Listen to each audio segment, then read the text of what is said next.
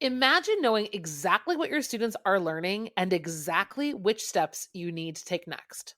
Join us in Down with the Reading Quiz to craft meaningful and productive formative assessments that move away from gotcha moments of basic recall and toward assessing what your students actually can do. In this 30-minute free masterclass, we'll share 3 powerful assessment keys that work for any novel at any time of the year. Head to shop.bravenewteaching.com/masterclass to sign up, and we'll also send you a free workbook to keep track of all your notes. Once again, that's shop.bravenewteaching.com/masterclass to nail formative assessments forever. Hey, Amanda. Hey, Marie. What are you up to later? Want to join me for happy hour? I'm all in. And guess what's amazing? Our listeners and friends of the podcast can also join us because Brave New Teaching Happy Hour has officially launched. Cheers! Cheers, everyone. We are officially hanging out a little bit longer after school with an extended, extra private podcast feed just for you. Yes. Members of Happy Hour get extra 15 minutes of the podcast, give or take, because you know us, we run a little bit long. It's just kind of how we are. But if you would like to get in on this Happy Hour action, please join us. It is only $5 a month. Head to curriculumrehab.com/happy hour and get yourself signed up, because when you're there, Amanda, tell our friends what we do every month for our Happy Hour members. I think my favorite part is coming up with a new free resource for our listeners every month. And then we pretty much break down that resource and how to use it. We also like to have guests on to do extended episodes and even Q&A that's just for you about that resource. It's really exclusive and super private just for you. So if you are like us and you like hanging out, you like chit-chatting about all things that are teaching, teacher life, and everything under that umbrella, join us for happy hour and we will see you there. Bye. Bye.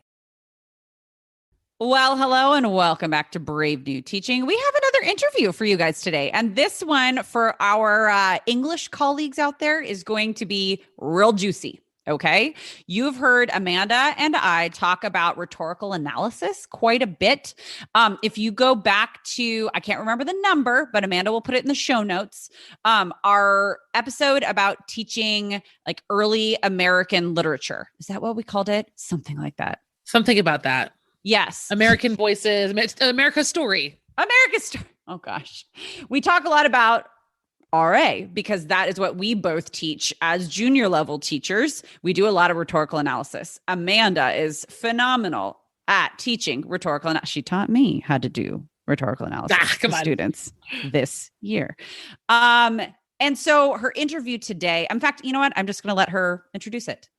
Okay, so I want to introduce you all to Tim Freitas. And so Tim, you guys might know Tim's name if you also hear his website, which is the Garden of English. So Tim has been teaching for a long time, about the same time as Marie and I, but his specialty has been in AP Lang and AP Lit. So before you guys turn off this episode because you're like, I don't teach that, this episode really goes into what can be done to vertically align and kind of take those skills from the top and make sure kids are getting them like in middle school all the way through that level, because the AP curriculum and what College Board has put together for these students at the end of their high school career, it is incredible. And I'm only 2 years into my experience in teaching AP, but I'm kind of disappointed that I didn't start sooner, because I think teaching AP has taught me so much more about what I could be doing with my other students and kind of guiding them in these really useful, not test prep, but skill prep in real life. Well, and higher education prep, right? Yes. Like it's not all college prep necessarily, but a lot of it is college prep, because the skills that we're preparing students for in college are what's also going to help them be successful in a career, like all these different areas of their life. That's what it's supposed to be, right? That's how it's designed. So hopefully that's how it's working out. Absolutely. Because I mean, I've never taught honors or AP in my entire career. And so sometimes I kind of discount it as like, well, okay, yeah, but that's for the AP stuff. That's for da. And the more that I have really worked, obviously Amanda and I are good friends. Like you guys know that we talk every day. But when she starts talking about AP, I used to kind of go, well, yeah, that's for your class. Can we talk about my gen ed class? I've learned that everything is translatable. Everything is transferable. Everything is good for everybody. So that's like my take on differentiating between levels. Exactly. So and that's what Tim's really good at. So Tim doesn't only teach juniors and seniors. He also has taught and teaches freshmen and sophomores. But what Tim's really good at are the scaffolding pieces. And so if you visit thegardenofenglish.com or you check out his website, I'm sorry, that is the same thing, his YouTube channel, you'll see him and the way that he's broken down these really difficult tasks into manageable pieces. So one of the things that Tim is really good at is, and he'll talk about it in the episode, is he can take synthesis prompts, and then he asks kids to use templates for their claims, for their thesis statements. And so he's written out all these different templates, and he argues that templates are one of the most important pieces in that scaffolding puzzle of helping students get from like a 3-pronged thesis. I believe this because blank, blank, and blank. Like that's one template. But if we give kids more kinds of templates, and P.S., this is another way of spiraling in your grammar instruction, because if you can tell the kids the kinds of phrases and the kinds of clauses that they can rearrange to create really engaging claim statements, they're getting like a 2-for-1, 3-for-1 deal here. So Tim has a lot of that for free on his website, but he breaks it down more in the episode. He also talks about one of the more things he's more famous for, which is called Mark and Carly. So Mark and Carly was originally Mark and Shirley, but it's a fictional scenario he came up with to prove to kids that they knew how to do research. Because his students said, well, we don't know how to do this. We've never been taught this. He's like, have you ever had a crush on someone? They're like, well, I mean, yeah. They're like, well, how much research did you do? Yeah. To figure out what you needed to know about that kid. And so you're in the age of the internet, guys. We all know you stalk each other. Oh my gosh. So he talks about like the power of creating, not just in relationships, but if you're going to ask kids to do a difficult task, creating like a fictional scenario or a fictional prompt that is highly engaging to get kids to interact with those skills before then applying it to the harder task. So when it comes to breaking that down, right? Like maybe you just stop at the fictional scenario and move on if you're at one level of teaching, right? Right. And then you're able to string it together. Right. Yes. Exactly. Yes. So we go through all that stuff, and I would be remiss if I didn't mention, we also talk a little bit about Tim is one of the co-authors of an AP English language and composition textbook. Guys, it's a textbook, but I'm looking at it on Amazon right now. It's selling for $27. Like it's an incredible textbook that, I mean, we would pay this for a PD book in general. So I will link it, of course, in the show notes, but it's worth checking out the passages he has, even just like the way he sets up his curriculum for the whole year. Even if you don't buy this for all your students, if you buy it for yourself as PD, like what does a year of AP Lang look like? And you teach freshmen, you're going to learn so much about where your kids are going. And even if they don't go on to AP Lang, like it doesn't matter, right? Like this is all about perspective and thinking through how can I best prepare my students for what's coming next. So I definitely recommend checking out his book. I have a copy of it too. It's wonderful. And I think you guys are going to love this episode. Don't forget to connect with Tim over on his YouTube channel. I actually just did a video with him about Parlay. So of course you can watch that. It would be wonderful because obviously I'm like the cuter one in the duo of us, right? So no, I'm just teasing. Tim, big hugs. Tim's the best. So there you can come watch our video, visit his website, become a Patreon supporter, all that stuff. And you're welcome for your new obsession, which is Tim Freitas and the Garden of English. You're welcome.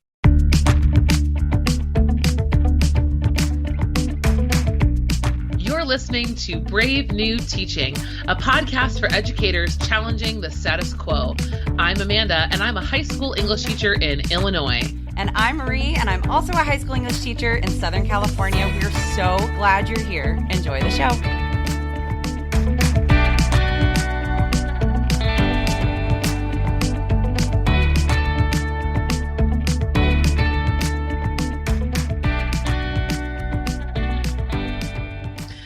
All right, everyone, let's get started today. You met a little bit of, who we've got here in our interview, but I want you guys to actually hear from the man himself.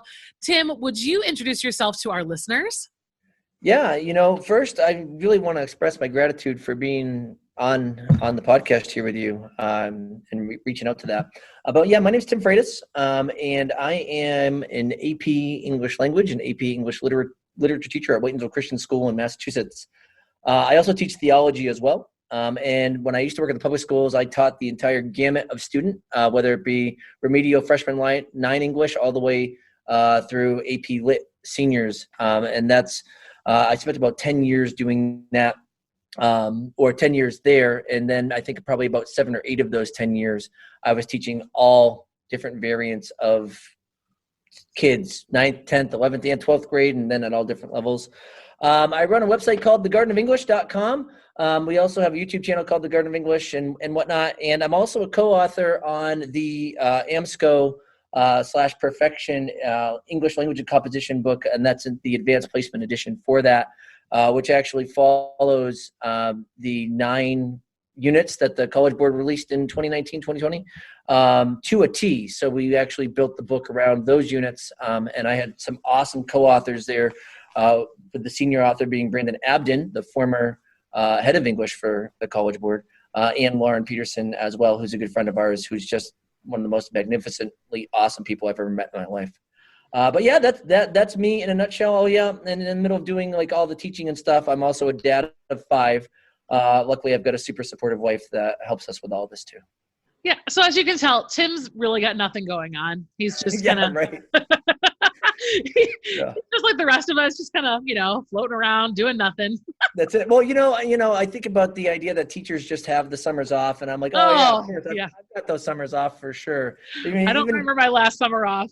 Even if I did have my summers off, right, with 5 kids, you wouldn't have summers off. But I'm also a College Board consultant for AP Lang, so I do spend most of my summers doing APSIs for, College Board sponsored APSIs. So, well, Tim's a little busy, and you guys can't see it right now, but I love the shirt you're wearing today, Tim. Oh, thanks. Tim's shirt says, "I don't teach English. I teach students living, breathing, thoughtful humans." I think our audience would really appreciate that shirt. I actually got to tell you, right, I know that they can't see it, but I've got the Garden of English on the back. Oh, this is the Garden of English tee. Do you sell it? Can we put it in our show notes? Yeah, I do sell it. And you could actually access that from thegardenofenglish.com as well, where it has the store. You can get it on mugs and things like that. We sell stuff too.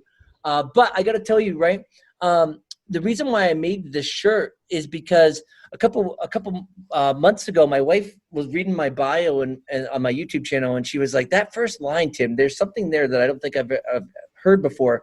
But the first line of my bio that says that I don't teach English, I teach students living, breathing, thoughtful humans, typically comes from whenever I tell anybody I'm a teacher, the first question I always get is, "What do you teach?" Yeah. And I have always answered, students. And people are like, no, you know what I mean. And I will respond, "Oh, of course I do. Yeah, living, breathing humans that are thoughtful." And they're like, "No, like what subject do you teach?" And then I'm like, oh, you should have just asked that the question. And sometimes people get legitimately annoyed by that. And I'm like, I want you to remember that I teach humans, not toasters. Kids aren't toasters on an assembly line. Like I think that a lot of standards kind of like pretend like they are. That's not how this works. And so because that's what I always say, that's what I put in my bio there for the YouTube thing. And then my wife was like, "We got to turn that into a shirt. We got to, It's a great shirt. Thanks. But I guess what we're going to have to eventually do though is change out English for math and science and history and try to push that all around, because it's true. We teach humans. Yes. And that's something fun that we get to interact with, So this actually perfectly leads me into my first question. I really want to talk to you about your book and what you've done with, creating a textbook for AP Lang for living, breathing, thoughtful humans. I mean, this to me sounds incredibly intimidating and overwhelming. I mean, how did you manage to do it? What were your goals? And what is the book all about? Yeah. So first of all, right, it was never even on my radar to even think about being part of producing a textbook. It's been on my radar to offer support to teachers, offers plenty of free support to teachers, to also run PD. All of these things I've been doing for a while, but probably about a little bit more than a year ago. So not this past December, but the one before, December of 2019. I wasn't even thinking about writing a textbook, and I got a text from Brandon Abden. Now, Brandon and I had done work together a little bit. Like, I knew him because I was on the instructional design team for when the College Board was bringing in the new green binder and whatnot. So I had known him from there, and I mean, I wouldn't have suggested that we were friends or anything like that. We just knew of each other. And he texted me, or he sent me an email, and he was like, "Hey, can I call you? I got to talk to you about something." And I said, "Yeah, okay." Not even knowing what that even means. You know, I'm like, why is Brandon calling me, right? And when he called, he was like, "Hey, you want to write a textbook?" And I was like, "What? Oh my gosh." And it was daunting to me in my mind. I was like, "Oh my goodness." Like, I'd never even thought about it. And then he told me the timeline that we had. And it was just, he was like, "We need this done by the end of the school year. Actually, we're going to start it in January, and we're going to write." And I think that the textbook itself is almost 700 pages. And he's like, "And we're going to do it we're going to have the whole thing ready by May to start being edited and whatnot." And I was like, "Oh my goodness." But of course, you know, being a glutton for punishment, the answer was yes. You know, I mean, that's what an English teacher is, right? We just never say no. Yep. And it's like, "Hey, can we write more?" and whatnot. But anyway, you know, the publisher that we worked with was awesome. Brandon was incredible. He was a senior author, so he produced way more content in there than I did. There's no doubt about that. And you know, when we decided to write the book, one of the biggest things that we really wanted to focus on was the idea of accessing pre-existing literacies for kids to show them that the AP course does work with skills that they already have foundations in. And we wanted to be able to say, okay, if we access their pre-existing literacies, we can then you know, and the experiences that they have in life, we can then transfer those experiences to things that we would deem more academic that relate to the skills in the course and exam description. So that was the big mindset going in, was when we do this, let's try to make it as applicable to life itself, and then draw the metaphor from life to the you know, to the academic content. The other thing that we decided too was to try to make this as real to kids as possible. So you'll actually, in our first 2 chapters, the first speech that's the anchor piece in the unit is Greta Thunberg, and then the very next chapter it's Malala Yousafzai. So we really wanted to start with kids having voices, because that's what we're trying to do. We're trying to tell kids, like, you have a voice. I think that so often kids think that they don't have a voice, or when it's like, you need to write this, they're like, well, who's going to listen to me? Yeah. And it's like, you know what? There are a lot of people that actually want to listen to you if you're educated. Or if you have different experiences that are going to help educate other people. And so because of that, we were really focusing on those moments. So when we put the whole book together, we have the pre-existing literacies. We have, okay, what are some of the voices that we can get kids to kind of recognize? That doesn't mean that we stick with, you know, kids' speeches throughout the whole piece. We don't. We even have some stuff in there that we were like, this might even come off as kind of boring, but kids do have to read boring stuff too. All the time. You know, well, I should just say it was just like governmental documents, right? It's not as high interest as most of the stuff that we put in there. We did try to make as high interest as possible. And if the document itself wasn't high interest, we put it in a thematic unit that was high interest. Very cool. And so because of that, we were thinking all about getting kids to kind of get jazzed up about the content with academically appropriate material, while still also saying we recognize that you're students, that you're humans, and that you need help accessing this. So the book itself was meant to scaffold as well, to provide content knowledge all the way through. I think that's incredible, and I can't wait. I have actually not looked at it yet, but I plan on looking at it very soon. And I'm guessing, if you guys know us, Marie and I will definitely be raffling off a couple copies for our listeners. So look forward to that, you guys. Tim, you mentioned this term pre-existing literacy. Can you just define that very clearly for our audience, and maybe just kind of rephrase what you mean by pre-existing literacy? Yeah, of course. You know, it's so funny because as we're on like this kind of podcast here, I didn't even think about the idea of what we would normally do in our classroom, where it's like, let's set out our definitions first. No, that's what I'm here for. That's what I'm here for. So pre-existing literacies is just, you know, it's a way of looking at how students interact with language already. What are they already literate in terms of communication? And then how do we get where they live, and then move that to the academic setting. So an example in the book would be, in our first unit, we have a text message conversation between a girl and her mom about going to a party. And we talk about the differences of how she responds to her mother and how she responds to her friend in that text message. So there's a whole little text message dynamic there. And then that text message is actually referenced throughout the book in different ways. So in chapter 1, it's about how does this person communicate and make choices to reach his or her audience.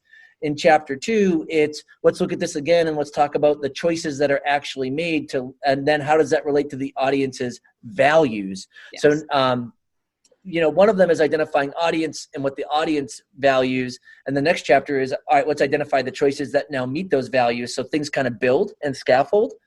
And that's the nature of pre-existing literacies. Kids do this stuff all the time. If you ever really want your kids to understand how to write about rhetorical choices, have them pull out their phone the last time they were trying to convince somebody to do something via text and have them narrate the choices that they made and why they made it. Because they already know. Oh, I put this question here or this right here to make my boyfriend or girlfriend or whatever feel guilty. Yeah. I put this here to showcase how angry I was at my mom or my guardian or my adult or whomever. That's the easiest way to do it, because if they can do it in the text messages, well, let's step it up with the next piece of academic literature. Maybe not an article from Psychology Today, but let's go to, for me, I like to use Disney songs a lot and like speeches and interactions in Disney videos. And I'll be like, okay, so you did it with your cell phone or whatnot. Why not actually try it out now with this moment in Toy Story 2 when the prospector is trying to get Woody excited to go to Japan as opposed to being afraid of it, something like that. And then just working all the way through. Tim, you bring up a good point, and I'm going to kind of go a little bit off our plan here, but I think as I'm listening to you speak and I'm thinking about everyone who listens to Brave New Teaching, one of the things that we have talked about occasionally on the podcast is the job of an English department to lean into rhetorical analysis, freshman through senior year. And I don't want you guys to think in this interview that we're only talking about AP Lang. In fact, I think what a massive disservice it would be to any school to reserve this kind of instruction only for the sections of AP Lang that exist in the school. I think rhetorical analysis is something that has been in a lot of places, and this is just speaking from my experience, compartmentalized down to an ethos, pathos, logos, PowerPoint. And then if you go beyond that, you have to take Lang. And I think what Tim's talking about can be traced all the way down through so many levels. And what's interesting about that too is, like, although ethos, pathos, and logos are conceptually, foundational, I don't even let my kids use that language. I tell them, why are you using Greek on the English test? Yeah. And honestly, I don't think that that's where people should actually start with rhetoric. I think people should start with the rhetorical situation. Agreed. And also, there's so many avenues to get rhetoric into literature, like with underclassmen. I think about, let's say I was actually doing something with the prospector in Toy Story 2. The prospector is so manipulative throughout that movie. That's characterization right there. Correct. So absolutely. I can totally tie the rhetorical moment of him convincing Woody to be excited about Japan, or even Jessie trying to, convince Woody that, she had it differently than him. So because of that, he should feel kind of, he should feel sympathy towards her situation and realize that this is her big break and he should be self-sacrificial. Like, all of those moments are rhetorical in nature. We could find all of these things in what we do. I used to teach Animal Farm to my freshmen, so we would introduce rhetoric with Squealer's speeches, and so there are plenty of ways to get rhetoric in, but I think that a lot of times there are teachers that don't have that strong rhetorical background, so it's like, oh my word, how do I get into this? But that's what the Garden of English is for, right? But it really is, Tim. And I think that's when I've gone to your website, and I've even when I started to be new in the Lang community, every time I looked at the great big green binder, I thought, this should have started freshman year. Right. And I think, when we talk a lot in our podcast, and I talk with my friends and colleagues, if our goal as English teachers, as teachers in general, if our goal is to grow thoughtful, informed citizens, we can't reserve one of the most important skills for a select group of kids who either got there because they forced themselves or by chance. Right. You know, Lang is a wonderful special class, and I would never take that away. But I'm telling you right now, like, you absolutely should be looking at rhetoric when you're teaching Of Mice and Men, when you're teaching Romeo and Juliet, when you're doing all of these things, because all of our kids need this. And I think there is a huge lack of professional development, Tim, just like you're saying. I think teachers don't do it because they don't know how or don't feel confident. Right. But Tim's got this really great scenario I want you guys to hear about. And Tim uses fictional scenarios. So I think like the Prospector almost, except going a whole nother level. I've done Lumiere's speech, Be Our Guest. To Belle, that situation, and I've taught rhetorical situation there too. So much fun. The kids are like, oh, I didn't realize that Lumiere's song was basically like a do or die moment for this story. I'm like, yeah, if she doesn't stick around, it's game over for all of them. You know, just real quick though, I got to tell you that my Disney songs with rhetorical analysis, I actually do that in my sophomore. That's my sophomore unit assessment for rhetoric. So we actually spend our unit talking about Cesar Chavez, Malala Yousafzai, some commercials, Martin Luther King Jr., the Gettysburg Address, all of these things. And when they get their assessment is to actually do a rhetorical analysis on a Disney thing, on a Disney song. And a couple of years ago, I had a kid come up to me after the test, and he was like, I really, really don't want to tell you this. And I was like, you don't have to. And he's like, no, he's like, I'm going to. He's like, I know that was a test. He was like, but I think it was fun. And I was like, oh my gosh, you know, I think that's a solid win there when they're analyzing, you know, how King Louis tries to convince Mowgli to give him the red flower, or how Sebastian tries to convince Ariel that the surface life is not for them. But so just a little quick push in there. And I actually have all of those kind of Disney song stuff, rhetorical analyses, free on the gardenofenglish.com. Awesome. So that is there. And like I said, it's for free. It's not like I'm trying to push, you know, tons of sales or anything like that. We also have a YouTube channel though, where if people are wondering about like kind of conceptual and foundational rhetoric, I do have videos about like, hey, how do we introduce rhetoric part 1? How do we introduce rhetoric part 2? Amazing. And then I got a bunch of AP stuff as well. So awesome. Okay. So tell us about Mark and Carly. Yeah. Okay. So as we think about pre-existing literacies and, you know, what kids are doing, in about 2011, I had a class and the kids were fine and they were super fun kids. One kid's name was Mark Tatro, and now he's like a lawyer in Boston, and he's amazing and incredible. And, you know, he was a really good kid, but he was always my fall guy, because in classes, you always have that one kid who, you know, like even if you give him a hard time, like he will just take it with the best attitude, and he will then give it back to you as well. And you can take it from him because, or her, right? There are plenty of ladies that I've worked with that have been able to do the same thing. But Mark was like this. And so the class was great. But when we started getting into synthesis and research, they insisted that they did not have any research instruction before in their life. And they were like, this is too hard because, you know, we're just not used to this. We haven't had a teacher that had, you know, research expectations at this level or whatever. And when I thought about it, I was like, what nonsense. These kids research the credibility of sources to create arguments all the time. In fact, that's what drama in high school is. Who do I choose to trust over? So true. Who do I choose to trust over somebody else? And then how do I not even talk to the person that I have a problem with and then create a bigger issue because my claim is actually wrong because I trusted the wrong sources? So what happened was that year I created this fictional situation where Mark dated this girl named Shirley Positive. And I created like all these different dynamics between the kids in my class. And I only picked the kids, of course, with my kids who I knew wouldn't be insulted, like if I hyperbolized their character or whatnot. And so this wasn't meant to be mean or anything like that. And it wasn't actually. Like we did this whole scene where originally it was Mark and Shirley. A good friend of mine named Katie Storms revolutionized this thing with Mark and Carly. And she made it 10 times better. So if you ever check it out, check out the one with Mark and Carly anyway.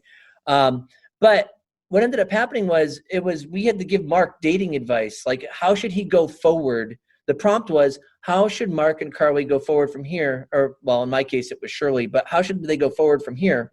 Write a letter to Mark telling him what you advise him. And then I gave him a bunch of sources. And like I said, there was a lot of drama involved in the sources. Different hearsay, and actually almost every source is hearsay. And what was interesting is that most of the time when kids were doing this all the way from 2011 until now, they always suggested the kids should break up. But every once in a while, you do have the one group that's like, I think that Mark and Carly should talk to one another, because this is a lot of hearsay from all of the sources that are not ding, ding, ding. And I'm like, yes. And then it actually becomes a conversation about a really important element of life. When I let the kids have fun, I let them write their letter to Mark, I let them do all of this. At the very end of it, I do tell the kids, you guys want to think about what this is going to teach us about life. We could have avoided a lot of the hearsay that you were using as sources if we actually just encourage them to talk to one another. And in life, that's what you guys should consider doing. If you have a problem with somebody or you want to have an argument, talk to that person. There's no reason to be passive aggressive. There's no reason to, this is the problem that we have. We either just shout at people and don't listen, or we don't talk to people. We use these indirect methods of social media to kind of convey our shot at somebody else. And it's like, maybe there's a little bit more here. So I do use that lesson to kind of teach that as well. But the real point of it, though, was to get them used to the idea that they already know what it's like to vet sources. They know what it's like to vet sources and create arguments. And once I proved that to them, synthesis became way more, I don't want to say fun, because it became way more academic, but it became way more real to them. And they also thought that they had the skills. And that's the point of the pre-existing literacy. You already have these skills. We're just trying to refine them for academia. Yeah. And life in a little bit more of a mature state. And that idea of scaffolding really meets kids where they're at. And I think that's sometimes what we don't do with kids. We're like, if we're teaching AP, it's like, oh my gosh, this is a college level course, so I'm going to run it that way from the get-go. And it's like, well, they're still high school kids. That you can have college level content expectations, but still realize they're high school kids, right? Mm-hmm. Things like that. I think that's so important. I mean, and we think about, I think sometimes scaffolding becomes this extra thing on our to-do list, right? Or it becomes kind of a skill, like a rote skill only kind of thing. So I'm going to give you extra vocabulary practice, or I'm going to give you extra time. And they're not very conceptual. And I think what you're doing, these are conceptual scaffolds, and they're powerful for every student in the classroom. And I think now too, like how difficult it's been, at least in my situation, to have any kind of conversation around something that could be deemed political. I love the idea of creating these fictional scenarios, right? Setting a fictional scenario in the future. And even though the sources in our moment would be considered political, if I can throw, a climate change question at you, but it's set in 2055, we might be able to have the identical conversation, but we can exist in this little fictional world. More kids, I think, feel empowered to participate, because it kind of takes a little of the stress off of it being real. I think that's so nice. I think that's a really, really cool idea. And, another thing that I do with fictional situations, Mark and Carly isn't the only one that I've done in my classroom, particularly when I was at the school that I used to teach at. I had a colleague who he and I did the same thing on the same day because we taught the same courses. And he was actually one of my best friends. So we planned well together, and it was really quite awesome. But we would take our units and we would create fictional situations that would match with our unit. So let's just say we were dealing with one on morality. I have some fictional examples, and these are on the website too for free. And we, one of our prompts was, okay, you're number one in your class. You've got a class of 300 students. Your best friend is number 190 or something like that. And you have your teacher calls you in and accuses you of cheating. He gives you the proof, and it's in front of you, and it's irrefutable. You have the exact same thing. But the problem is that you didn't actually cheat. In fact, you never even met with your partner, and you need to convince your teacher that you didn't actually cheat, even though the evidence is essentially irrefutable. And so I could do that in a morality type of unit, or if I'm actually talking about, let's say we are doing studies for building character, right? If the proof is there that it's identical, that student now has to rely on, can you trust me as a human being? Yep. to do that, right? And then I have another prompt that goes right with it, which is the same scenario, but it says you did cheat, but you and your teacher talk about it and decide that it's best for you to tell your parents as a learning scenario. But when you did cheat, you don't believe that you were wrong. So you have to go and convince your parents that what you did wasn't even wrong, even though you totally did it. And I have a bunch of these here. Like another one, I do Fast Food Nation for part of my AP Lang class. So we talk about, okay, you were a marketing manager for a McDonald's. You had a salmonella outbreak or an E. coli outbreak. Everything's now fine, but you need to convince people to come back to your restaurants. We have another one. This is our favorite one, and the kids go nuts for this one. And it talks about how they're a CEO of a growing company. There are 10 people in it, but it's really going to have a huge boom. One of your employees is kind of really holding you back from having that boom, and it's your father. and then right, you have to actually fire your dad. But the thing about your dad is that your dad always says that the pride of his life right now is working for his son or daughter. Oh, hold man. on, it gets better. It gets better because the next thing is that when you fire your father, you need to be very careful about the family dynamic because you don't want to ruin that. But at no point are you allowed to say I'm sorry because you're not. So, when you think about the idea of teaching, let's say you're doing something with the emotional appeal or anything like that, right? My point is that if you give kids these fictional scenarios and have them write these arguments out, have them be related to whatever piece they're reading next. Yep. And the kids will go nuts for this and make them like 200 words. You don't have to make this a lot. But the next thing that you can also do is you could take these fictional scenarios and talk to them about the rhetorical situation that's created. So you can always review these things.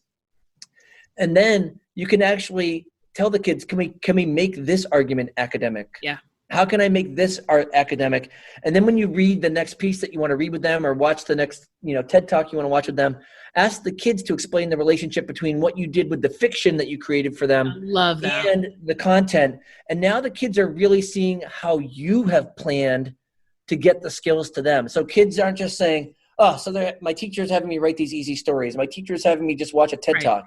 And it's like, no. Let them be reflective about what you were doing in your planning. Yes.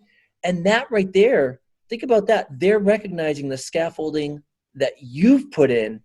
And it's super fun. Nobody questions it. Yeah. And then all of a sudden kids are like, did you plan that? And it's like, no, I didn't. Of course I did, Of course. Well, and I think that speaks to, we've talked a little bit in our classroom management episodes that I think that when there's a level of transparency between the teacher's conceptual units or an essential question unit, when kids know that the pieces of their English or math or whatever subject you're teaching, when they know the pieces connect, they feel that purpose, they feel that arc, and they're more likely to, not behave in a way that you want them to, but they're more likely to feel the current and flow of your class. Right. And when the kids are disruptive or they're acting out, a lot of times it's because they don't know what's coming next. They've lost that consistency. And I used to think that predictability and consistency were the same thing. And I used to try to do something new all the time. And that was its own brand of chaos. But I love your point too. Like it's a way to keep the flow. It's a way to help kids have ethos, your own ethos as a teacher. I think that's really, really critical. One of the things that happens, right, when I do my sophomore units, I actually do lit and lang for my sophomores to prepare them for junior and senior year. And I go from short stories to allegorical short stories to Animal Farm. And then in the middle of Animal Farm, which is a short, it's a novella, but it's allegorical. In the middle of Animal Farm, I start talking about rhetoric with Spieler's speeches. Then I shift to my rhetoric unit to finish up my year. That's smooth. And the kids learn, like, they will get a snippet of the next unit every time. So then it's like, okay, where do we find that snippet of the next unit? And I'm like, hey, remember when I introduced this part back then? We're going to use that now. Oh, remember when I introduced this part back then? We're going to use that now. And then I think that the kids kind of see I guess it's kind of like looking at a puzzle box. You get to see the picture that you're working towards. and then you see all the pieces that seem disparate, but you're like, no, I know that they'll fit. And once I prove that to them enough, they might actually trust me a little bit, Which is, by the way, also more scaffolding. That's it. Yeah. Right. Like that, to me, that's also more scaffolding, and it's not an extra worksheet. Right. It's embedded in the way you do things. And I know that's kind of hard when you're a beginning teacher and you're just finding your way, but there is hope. It's coming. Yeah, no, for sure. It's coming. For sure. Yes. I completely agree. So, okay, let's get to this last really cool topic. I mean, this is one of my favorites that I want to look at. And then I do have one last question I want to put you on the spot for. That's fine. But Tim's got some really cool stuff, guys, on the Garden of English. And we've talked a little bit about it as well. But one of his other scaffolds and supports for students. So not only is it creating these fictional situations, or even just like the lineup of the year, but Tim's got some really cool work he's done with templates, and giving kids templates for writing. Now, you might think, oh, okay, brave new teaching, trying new things. Wow, like let's get real adventurous and put kids into a formula. I think that what Tim has breaks all notions of what a formula is, and actually kind of reimagines what a template can do to free students up in their writing. So can you speak to that, Tim, about how you've used templates to free students actually rather than constrain them? Yeah, absolutely. Now, first of all, I want to point out that I used to be the teacher that was like, I will never give my students templates. Oh my God, me too. Yeah. I was convinced that was who I was. And then I met this awesome guy named John Williamson, and he was talking about the templates that he had. And then David Jolliffe was talking about They Say, I Say. And I used that book for a little while in my classroom. The only reason why I stopped using it in my classroom was just because a lot of their templates have a lot of first-person vacuous pronoun usage in my perspective. Don't get the wrong idea. I think it's a great book. I'm not saying don't use it. But I noticed that when I let my kids use They Say, I Say for the beginning half of the year, I would still continue to get my view is, in my opinion, and I couldn't get that out. So I was like, if I write my own templates without those first person vacuous statements as opposed to purposeful first person statements, then I can get a little bit more of what I want a little easier, I think, So what ended up happening was, in doing so, I started making my own templates here, and I patterned my templates off of what were considered high scoring responses on the AP Lang and the AP Lit exam. And I noticed that they all had the same patterns of writing. So I was like, oh my word, if I could put this into a pattern where the kids, if they put in the right information, they'll actually be pushed to providing the right commentary themselves. I don't provide the commentary for them. I just give them the blanks to fill in to get them to produce the commentary and the evidence and whatnot. I was like, this might actually help. Another thing about the templates was this. I used to teach remedial freshman English, and one year I decided that maybe all of those accommodations on IEPs are not burdens to my teaching, but they're actually just good teaching practices. Mm-hmm. And so I started offering all of the IEP accommodations except for extra time to all of my students as freshmen. And then I looked over that list and I was like, I'm going to offer all these accommodations to my juniors as well and see how this works. And my AP scores went through the roof. Like wow. they went up like tons. And that's when I realized that if it's an accommodation, like it's way easier to input in my classroom anyway if I give them to every single person, because then I don't have to be like, oh, did I offer that student his or her accommodation? No, I give it to everybody. Yep. And because of that, it's a good teaching practice, I mean, who wouldn't like a teacher copy of notes? That doesn't mean that I actually provide my own, though. I might get the kids, the way that I fulfill that accommodation, I might say, you need to find a buddy at the beginning of the school year who will agree to give you photocopied notes. And that's a contract you're going to get into. And then that's a social contract that they have. That's still fulfilling that accommodation. Once they document that in their notebook, or I have that, I can have my list. Johnny said that he was going to ask Susie for notes by the end of the year. So if he's not asking Susie, I set that up for him to do, right? So anyway, with the templates here, what I realized was there was a pattern. So I set up this pattern for kids that would get kids to provide the commentary. And you have to understand, on test day in particular for AP, with all the high stress that's happening and whatever's going on in their lives as well, if they fall back on the template, they can write a good paper. Yep. But I don't just teach the template in my classroom. Probably around February, I start teaching kids, hey, what if we move parts of the templates around? Because we just need the parts and we need them to make sense. But what if we start shifting things around? And I tell them, a Chevy has an engine, has a motor, a steering wheel, some brakes, and some wheels, and so does a Tesla. Like, we've got the same template for a car here, but one of them clearly outperforms the other. So that's how I teach it to the kids. I'm like, look, if you go to the base template, it will work fine. My Chevy will get me from my house to my job. Now, I don't have a Tesla, but pretend I do for a minute, right? My Tesla will get me to my house from my job with much better performance and style. You know what I mean?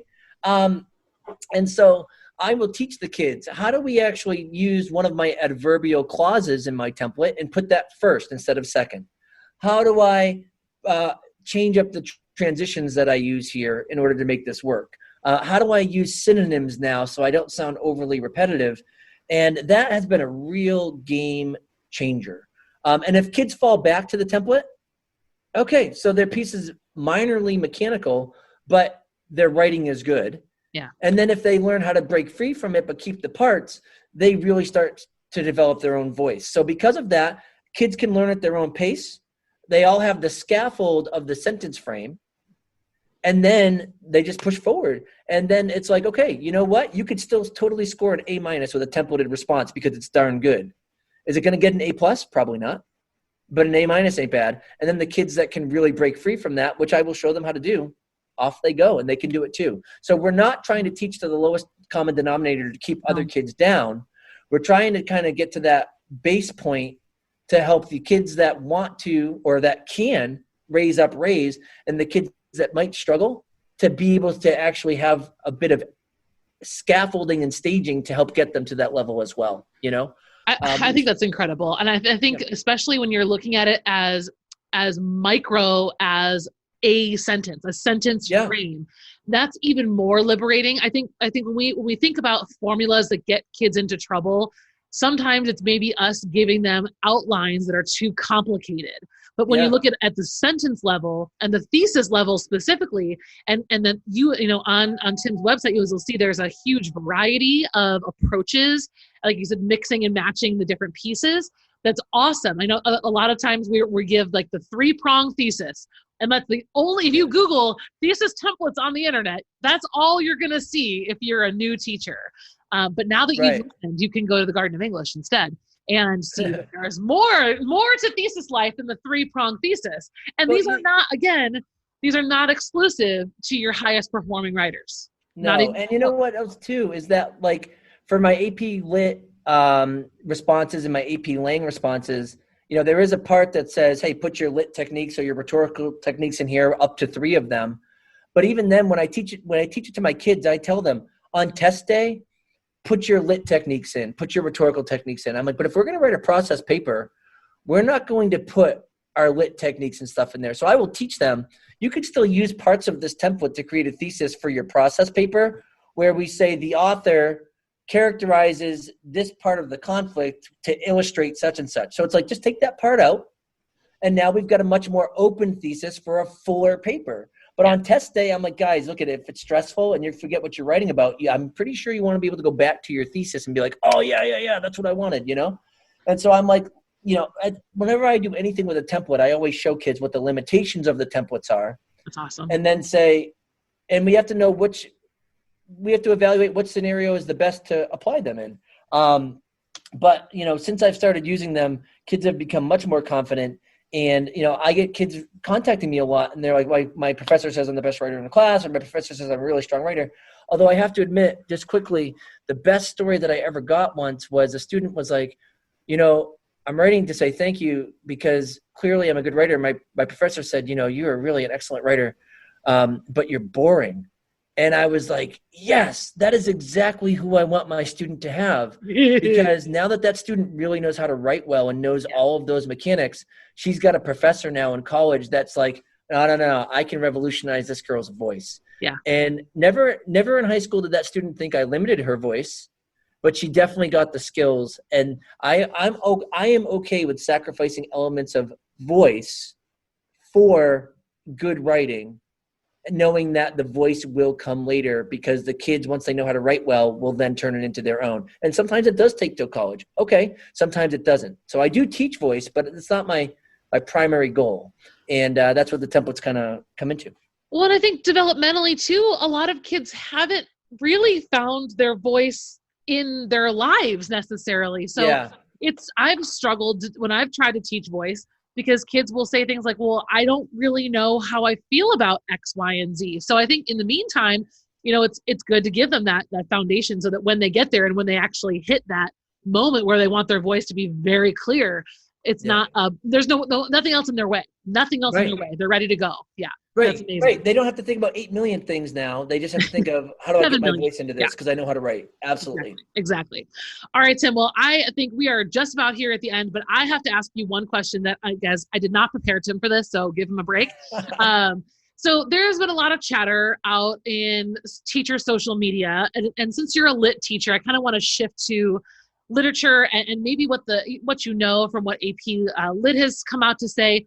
But there's a lot of chatter amongst teachers about curriculum and choosing novels for the curriculum and what should be included, what should be kicked out, right? Like, we've got a whole camp of marching against To Kill a Mockingbird. We've got Fitzgerald, forget Fitzgerald and get rid of, Great Gatsby. We've got a lot of people voicing concerns over classics being taught and advocating for their replacement by new voices. And so I have my own feelings about this. And I think, well, first of all, I don't think it's that simple. I don't think we can just start replacing books and just throwing things out. I think there's a lot more in there, but I'm curious, like at your school and even in the lit world, what does the conversation look like about kind of revolutionizing the way we choose literature for our departments, our individual courses? I mean, what is that? I hope we've given you enough like stall time to get your thoughts together on this one. No, we're good. I know it's a big question, and I think that there's a lot of controversy out there, but I think it's healthy to talk it out. So, I mean, what are your thoughts and experiences on lit? So, on the whole, right, at the end of the day, I think that my job in teaching literary skills, right, is text agnostic, right? So if I'm told that I have to teach kids to evaluate setting, I'm not convinced that I should have to or feel social pressure to teach it with a book that I'm not comfortable teaching. And that doesn't mean though that I shouldn't go out and also read new books to work with that, to involve myself in that conversation. In terms of replacing the classics and whatnot, I totally see the validity in doing so. But I also see the validity in keeping the classics as well, because one of the things that we have to also teach our students is like, these are pieces of literature that were written in different time periods, in different historical contexts that prompted this particular piece to be written. So although this particular hero or this particular antagonist doesn't fit our mind of what an inclusive hero or antagonist might fit now in the 21st century, good. This wasn't written necessarily for that 21st century. And that doesn't mean that you still can't pull some of those common themes out there. Like I think about Gilgamesh, right?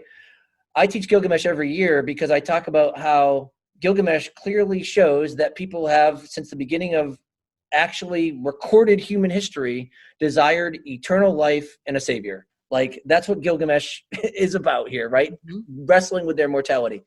Now, Gilgamesh himself as a man is heinous, right?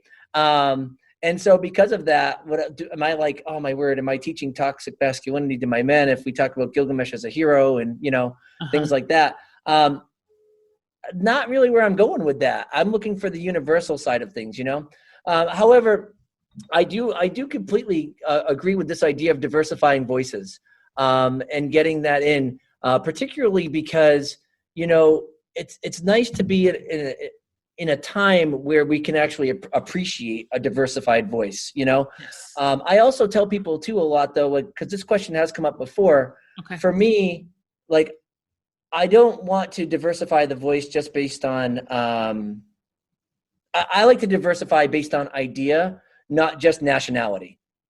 And I think sometimes my students think that diversification is just nationality or cultural background, yes, as opposed to actually diversifying ideas. And I'm like, look, if I can find two, give me any cultural background authors that have differing opinions, I think the value is using that more than just saying, okay, I have this, I've got this male author, I've got this female author, I've got this person of color, I've got, you know what I mean? Because if they all say the same thing, are we actually diversifying the canon at that point if they're all saying the same message, Right. Well, and then at what point is it tokenism?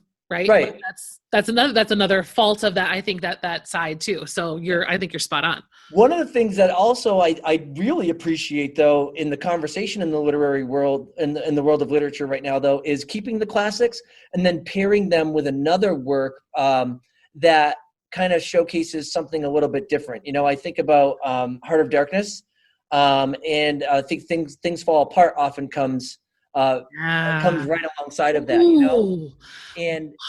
and because of that, like I'm like, that's excellent, because to me that's the true value of the diversification. What does Heart of Darkness do for its time period?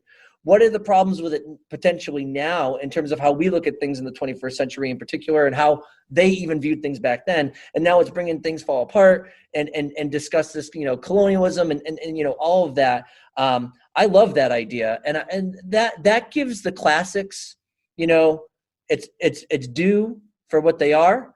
And it also gives the diversified voice for what it is, and it can actually create a conversation. And I think that's really what it is. Are we pushing a message, or are we pushing a conversation? I often tell my students all the time, like, although I might have my own political opinions and viewpoints and my own worldview on things, at the end of the day, I want them to be a critical thinker for whatever worldview they adopt. Yep.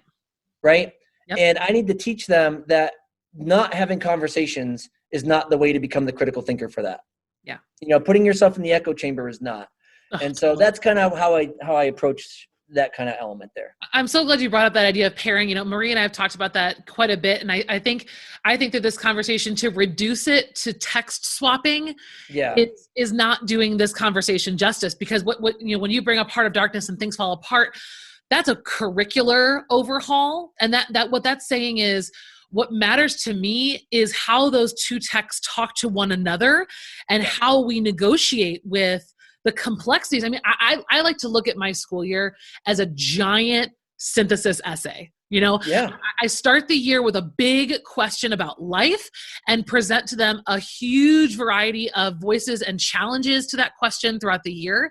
And it absolutely should feature a wide range of voices, but I don't necessarily know that it's at the exclusion of all classics, because I don't know. I think I love talking about Gatsby when we've already read Raisin. Because holy crap, Gatsby is a different person when you look at him next to Walter Lee. So I think we're definitely in a similar game. So I hope that we can have more conversations about that in the future. But yeah, absolutely. Tim, thank you so much for joining us today. I know it was a long one, but what a fun conversation. I know I feel inspired and invigorated and ready to go tackle another week of teaching. I hope the rest of you do too. Tim, can you remind everyone just one more time where they can find you and grab some of your awesome resources and materials? Yeah, so right now we've got thegardenofenglish.com, and we also have the Garden of English YouTube channel. And the YouTube channel focuses primarily on AP stuff, but I do have some underclassmen stuff, and we are going to diversify for underclassmen help as well. And actually, I think that this summer we're going to attempt to start doing some middle school stuff as well. I've got some friends who are middle school teachers. I work in a K through 12 district all in one building. And I have a middle school friend who reached out and was like, hey, can we do some of this for middle school? And I said, yeah, let's try it out. So we'll try to diversify that and scaffold with that as well as, as teachers grow. All right, you guys. Well, thank you so much for joining us for another episode, Tim. Appreciate you so much. Thank you for coming. Thank you. You have a great one. All right. Thanks, Tim. There you have it, everybody. I want to say a special thank you again to Tim for taking time out of his day to just chit chat with Amanda and come up with all these amazing ideas. If you guys want to check out his textbook, even if you don't teach AP, like Amanda was saying in the intro, Advanced Placement, English Language and Composition, it is on Amazon. If you just type in his name, you'll find the correct one, and we'll also have it linked in the show notes. Thank you again, Tim. You guys make sure to reach out and connect with him on Instagram, on YouTube, on his website, and you can thank me later.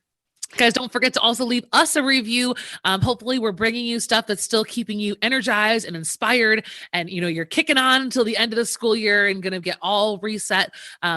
Be listening to us in the near future. We may be re-releasing something that you want to take part in this summer, a little something called curriculum rehab maybe coming back. So keep an eye on our emails, and thank you so much for being a listener. We love you, and thank you so much for your support. And we will see you next time. Bye. Peace.